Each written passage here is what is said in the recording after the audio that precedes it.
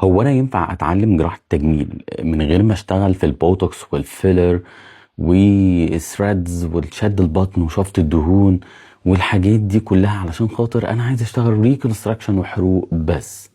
طب ما تيجي نحسبها بطريقة تانية. هو انت هتلاقي حد يعلمك الحاجات ديت؟ في حد هيعلمك ويقول لك والنبي تعالى انا اعلمك بوتوكس وفيلر والكلام ده؟ انت لو لقيت حد يعلمها لك بطريقه سيستماتيك، خصوصا انها مش في البرنامج التدريبي بتاعك والكورسات بتاعتها بفلوس كتير قوي قوي قوي، مش انك انت تتمرن في الناس، ده يعني امر مش مفروض ان يحصل ان احنا نتعلم في الناس. بالعكس، انت المفروض تكون سيف سيرجن قبل اي شيء، وانك انت تكون خايف. الجراح اللي من جواه عنده خوف هو ده اللي بيعرف يكمل. في فرق انك انت عندك الاطلاع العلمي اللي يخليك تاخد الخطوات بجرأة علشان خاطر العيان ده علميا تتوافق حالته مع العلم اللي انت عارفه، بين ان انت فارد صدرك غير واعي غير متعلم غير متمرس. يقول لك كل ما بتكبر كل ما بتخاف لانك بقيت عارف، وانت صغير بتشتغل لانك مش خايف لانك ما انتش عارف كل حاجة. كل ما بتكبر كل ما بتعرف فانت بتبدأ تخاف. فاللقطة انك انت لو جالك عيان فيشال بولسي هتعمل له ايه؟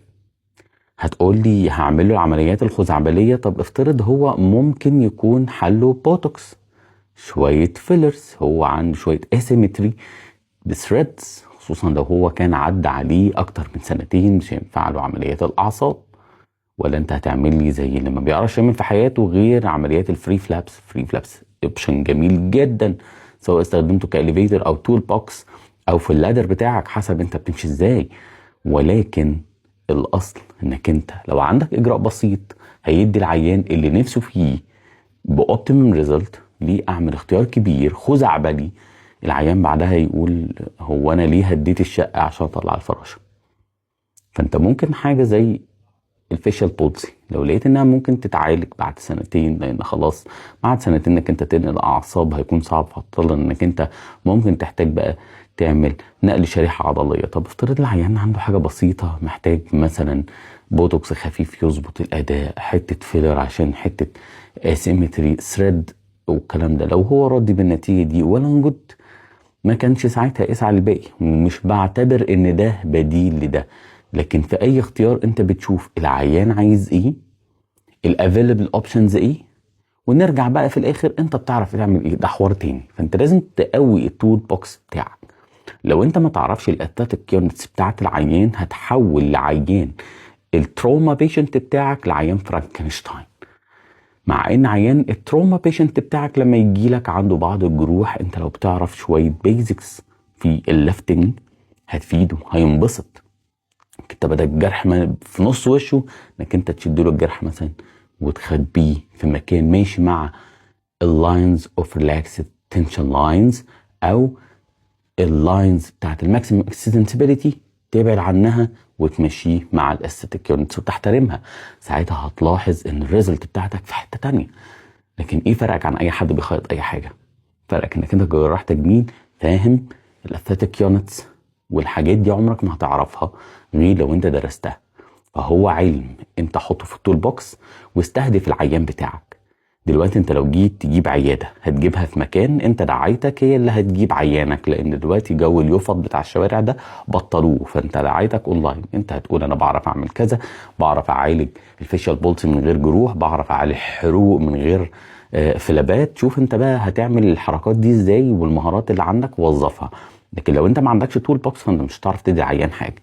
فمهم جدا ان واحد يقول لي طب وشد البطن انا هعرفه ليه؟ هقول لك انا واحده فقدت الصدر بتاعها عايز تعمل لها اعاده بناء، من اجمل الحاجات اللي ممكن تعملها لها هي الضيب. الضيب دي عباره عن ايه؟ انك انت ديب انفيريور بيجاتريك ارتري بريفريتور فلاب، تقدر تاخد شد البطن بتاع العيان تشد لها بطنها، وفي نفس الوقت تاخد البطن السفليه وترفعها شريحه حره جميله جدا. ادي فري فلاب اهو، ادي ريكونستراكت. لكن انت لو فنان هتقدر تبقى تظبط بقى الصدرين مع بعض وتخلي الشكل كمالي. فانت رجعت العيانه دي روحها لنفسها حرفيا، بقت شايفه نفسها في حته تانية، لان هي كانت افتكرت اللي حصل خلاص هيبقى تروما، وجراح التجميل اللي هيعالجها ده راجل بتاع ريكونستراكشن وهيعملها معامله الفرانكنشتاين. طب ايه رايك بقى لو انت اخترت لها اوبشن بقى وانك انت عملت لها بريست الناحيه الثانيه، شديته ماستوبكسي بطريقه اثيتيكلي بليزنت للعيانه ديت، ولما تيجي بقى ايه تعمل لها النبل والاريولا هتعملها لها ازاي؟ ولا هتيجي بقى لازم تضرب لها المشارط وكده، مش ممكن تعمل لها تاتو. عشان كده دايما حط التول بوكس بتاعك وشوف هتعمل ايه. طفل صغير كبر بعد ما اتعالج من كليفت ليب وكليفت بلد بالستيجز الكتير وتبقى عنده نوتش صغيره او ويسلنج ديفورميتي، لو هي العضله متصلحه وهتيجي بس بحته فيلر صغيره تبقى جميله. سكارز وعايز تعمل لها فات جرافت، لو انت مش عارف اساسيات الفات هارفست هتعرف ازاي تعمل فات جرافت وتقوم تحقنها في الندبات وانت عمرك ما شفتها الافكت بتاعها ازاي، ولا البروسيجر بتعمل ازاي، ولا البريكوشنز بتاعتها. وما تقلبليش فواعلي، عشان في بعض الجراحين فواعليه سواء الاستاتيك او ريكونستراكشن. فانت عايز تشتغل استاتيك، عايز تشتغل ريكونستراكشن، مهم جدا ان الاستاتيك سيرجن يكون مأمن نفسه بالبري ليمينال ستيج او بري ليمينال مهارات انه يسير نفسه بيها في ريكونستراكشن. ما هو لو ما عرفش الفرق ما بين الاسكيميا والكونجيشن في الحالات بتاعته، لما تكونجست او تاسكيميا هتبقى مشكله. عيان الريكونستراكشن لما يروح للدكتور ريكونستراكتيف سيرجن وهو خلاص وصف نفسه بكده، لو هو ما عندوش اقل القليل في الالمام بالاثيتيك يونتس والاثيتيك برنسبلز، هيخلي العيان ده فرانكنشتاين، لان هو شايفه فلابات ماشيه، شايفه عيان مايكرو سيرجي ماشي في بعضيه، بغض النظر عن الدونر سايد موربيديتي هيبقى شكله ايه. راح هد البيت كله عشان يطلع الفراشه من البيت، مع ان لو ساب الفراشه في البيت قشطه يعني مش هيحصل اي حاجه. فده مش بديل لده، الطب مش بديل لبعضه. مش معنى انك بقيت جراح تنسى انك انت دكتور اساسا وتقول اصلا انا هشتغل جراحه بس. ما انت لو بتعالج عيان ريكونستراكشن ونسيت انك دكتور، او عيان استيتيك ونسيت انك دكتور، هيجي لك بقى العيان عنده هايبو البومينيميا، عشان هايبو البومينيميا نأجل عمليه. طب ما تعرفش ان دي ممكن تؤدي المورتاليتي، مش مجرد موربيديتي، اخطر من الانيميا ذات نفسها. واخد بالك؟ عيانه عندها الغده، طب هتظبطها لها ولا هتدخلها؟ واحده مثلا عندها السوبرا رينين فيها مشكله، تكتشف ان هي المفروض تعمل السوبرا رينين بتاعتها بقى وتشوف هو عندها الغده كمان ولا لا، وكل الكلام ده قبل ما تتعامل معاها. والموضوع كان بان ازاي ان هي كان عندها ضغط عالي، تفتكرت من جوزها وهو لا جوزها ليه في الطور ولا الطحين، ده هو بسبب السوبرا رينين، وما تدخلش منك في سوبرا رينين كرايسيس. كل الكلام دوت مش لازم تكتشفه في حالاتك. عشان كده ارجوك صديقي ما تقفلش على نفسك اي باب علم ممكن تعلمه. اتعلم التول بوكس كله، انت درست الطب كله عشان تبقى في التخصص. هل ده عشان خاطر نوع من انواع قهر النفس والثقافة الطبية، العلم الذي لا ينفع وجهله لا يضر؟ الحقيقة لا، جزء منه كان كده، ولكن على ارض الواقع المعرفة دي كان ليها دور. انك انت لما بتشوف العيان بتقلس الساينز الاساسية عشان تحوله للتراك المناسب ليه، سواء كان عيان استاتيك سواء عيان ريكونستراكشن. فلما تجيلك اي مهارة اتعرف عليها من باب العلم بالشيء ومن باب المعرفة والالمام بيها وامتهنها كويس عشان ممكن تنفعك كويس. يعني انت لما تتفاجئ دلوقتي ان جراحين العموم بيستخدموا الستام سيلز الموجوده في الفات جرافت، كنت تعرف الموضوع دوت؟ ما كنتش تعرف. ادي هم بيستخدموه بقى في حاجات انت ما تتخيلهاش، زي الانكونتيننس. ايوه الانكونتيننس بقوا بيحاولوا يستخدموه في بيبرز بتتكلم على ده. البوتوكس بقى من اوائل الحاجات اللي من زمن الزمن بيستخدموها في الانال فيشر اللي كله بيدخل يقطع العضله. ماشي، طيب في ايه؟ فانت المهارات انت اللي هتفقد لو انت ما اتعلمتهاش، فتعلم قدر ما استطعت المهارات، وبعد كده انت اختار البيشنت بتاعك وتاكد. هو العيان مش هيجي يقول لك والنبي انت اعملي الفيس ليفت ما فيش غيرك يعملها لي. انت ات سام بوينت هتلاقي نفسك متصنف كده في حته، وهي دي اللي انت حطيت نفسك فيها لا اراديا، واتمنى انك تحط نفسك فيها بمزاجك، انك انت تدرس الموضوع حط نفسك فيها هناك. فلما هتروح ساعتها انت مش هتشتغل غير الحاجه دي.